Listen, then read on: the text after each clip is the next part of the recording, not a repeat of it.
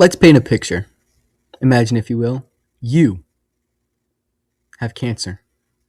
Bladder cancer, to be specific. What is it? Well, bladder cancer first occurs when cells begin to grow uncontrollably and fail to die at the end of their life cycle, and form tumors, invading surrounding tissue, entering the bloodstream or lymph system, and eventually spreading to other body parts. Like most cancer. So how can you know that you have bladder cancer? This is something we'll get to a bit later. Just think about that. Moving on to symptoms. Bladder cancer can cause blood in the urine, frequent urination, painful urination, and lower back or pelvic pain. Early stages might show microscopic blood only, while advanced cancer can cause fatigue, weight loss, or bone pain. But these symptoms could also signal other conditions, so seek out a trusted adult, or better yet, a licensed professional. So what are the risk factors for bladder cancer? It's primarily driven by smoking tobacco, which causes roughly half of all cases, as well as occupational exposure to harmful chemicals, like say you work at a chemical plant, or even worse, live in a chemical plant. Imagine that for a second. So much bladder cancer, right? Now you may be thinking it should be too hard to avoid these, but sometimes it's just not an option, since there's also a heavy genetic factor to it. And if you happen to be a dude, you're even more at risk, especially if you happen to be 55 or older. Now see this video message from my local lawnmower, the healthiest man I know.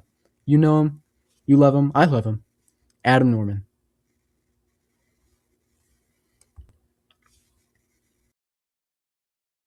It's Adam, healthy living extraordinaire, and bladder cancer is the worst. It's a great concern of mine, so I always make sure to stay hydrated, right?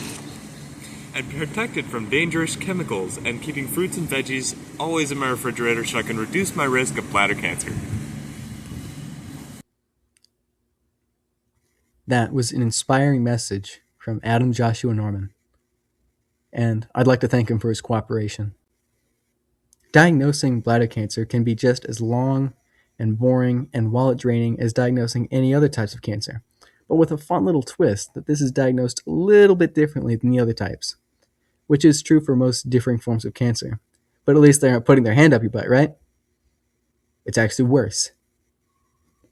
Bladder cancer is primarily diagnosed through a cystoscopy, where a camera-equipped scope examines the bladder, more than likely accompanied by a biopsy or transurethral resection of the bladder tumor, so the tissue can be removed for analysis.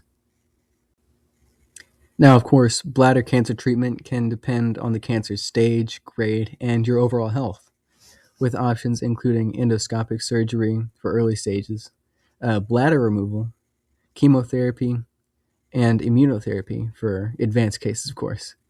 But key approaches would mostly include intravesical therapy, targeted therapies, and of course radiation, which is just radical, isn't it?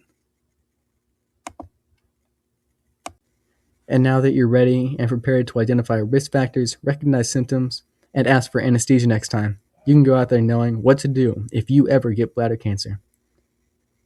Which I hope you don't. You probably won't.